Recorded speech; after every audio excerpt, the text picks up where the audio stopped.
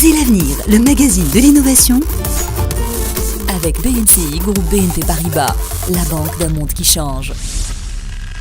Faisal Tadlaoui.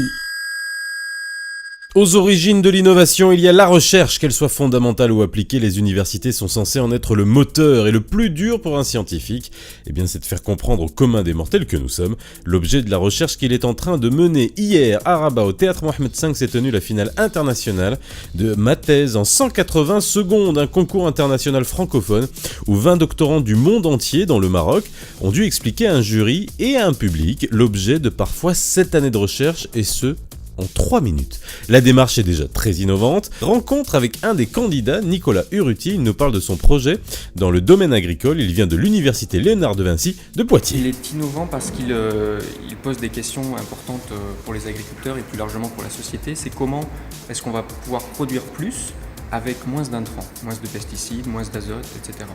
Et donc l'innovation, les agriculteurs auront besoin d'innovation, notamment en termes de produits, de variétés et de pratiques. Et c'est pour ça que ma thèse est intéressante, c'est qu'elle essaye de mieux comprendre les facteurs de réussite pour produire plus avec moins. Son approche de présentation a été pour le moins originale. En fait, je me suis fait la réflexion que le blé, il est un peu comme nous les doctorants, il est stressé, il subit des stress, et donc c'était intéressant de rapprocher ça avec la psychanalyse. Le fait que nous, personnellement moi non, mais des gens qui peuvent être stressés peuvent avoir envie d'aller chez un psychiatre, un psychanalyste. Et donc l'idée c'était de faire mon exposé sous forme de 3 séances de psychanalyse. Première séance, donc un peu le diagnostic, c'est comment le patient raconte un peu ses stress. Deuxième séance, un petit peu ses pratiques, donc les pratiques en termes alimentaires ou je ne sais quoi. Et rapproché au blé, c'est les pratiques des agriculteurs évidemment.